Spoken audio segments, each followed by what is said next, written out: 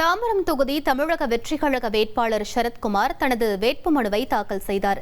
முன்னதாக தாம்பரம் சண்முகம் சாலையில் உள்ள தலைவர்களின் திருவுருவ படங்களுக்கு மரியாதை செலுத்திய அவர் சிலம்பாட்டம் மற்றும் கேரள செண்டை மேளங்கள் முழங்க ஊர்வலமாக புறப்பட்டார்.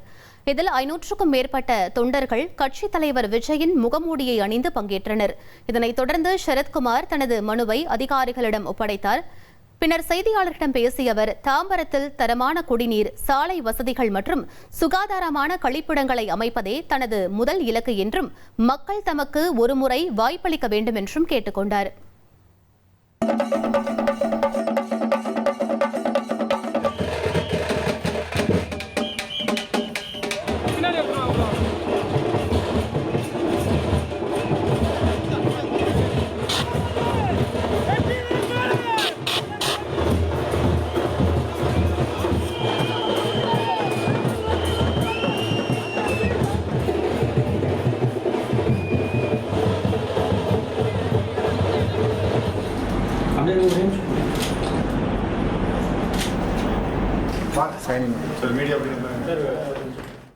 ஒரு கோடியே 27 லட்சம் மனங்களை வென்ற தந்தி டிவி யூடியூப் சேனல். தவிர்க்க முடியாத தம்ப்நெயில்ஸ், கலக்கலான கான்டென்ட்ஸ். நீங்களும் இந்த குடும்பத்தில் இணைய இப்பவே சப்ஸ்கிரைப் பண்ணுங்க.